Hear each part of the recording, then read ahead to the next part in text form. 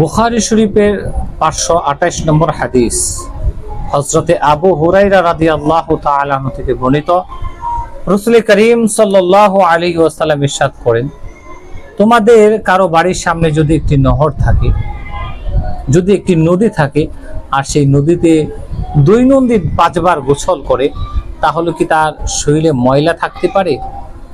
সাহাবায়ে কেরাম বলে, হে আল্লাহর রাসূল, কেউ যদি দৈনন্দিন 5 বার গোসল করে তাহলে তার শরীরে কোনো ময়লা বাকি থাকবে না, সে পরিষ্কার পরিচ্ছন্ন হয়ে যাবে। আল্লাহ রাসূল সাল্লাল্লাহু আলাইহি ওয়াসাল্লাম বলেন, 5 ওয়াক্ত নামাজ যখন কেউ আদায় করবে, এটা হলো ওই ব্যক্তির মতো উদাহরণ যিনি 5 বার গোসল করলেন। 5 ওয়াক্ত নামাজ আদায় করলে ওই বান্দার সগীরা গুনাহগুলো আল্লাহ তাআলা সমস্ত সগীরা গুনাহকে মাফ করে দেবেন। সুবহানাল্লাহি ওয়া বিহামদিহি। এর জন্য 5 ওয়াক্ত নামাজ সময় মতো আদায় করা। আমরা আজকে দুনিয়ার সমস্ত কাজ করার জন্য সময় বের করি, কিন্তু 5 ওয়াক্ত নামাজ পড়ার জন্য সময় বের করি না।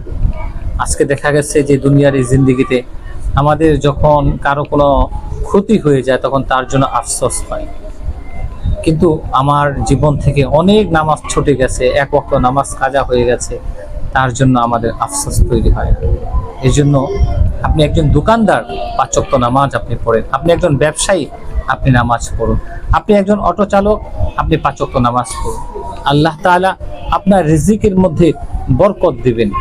আল্লাহ আমাদের সবাইকে 5 ওয়াক্ত নামাজ সময় মতো আদায় করা তৌফিক দান করুন।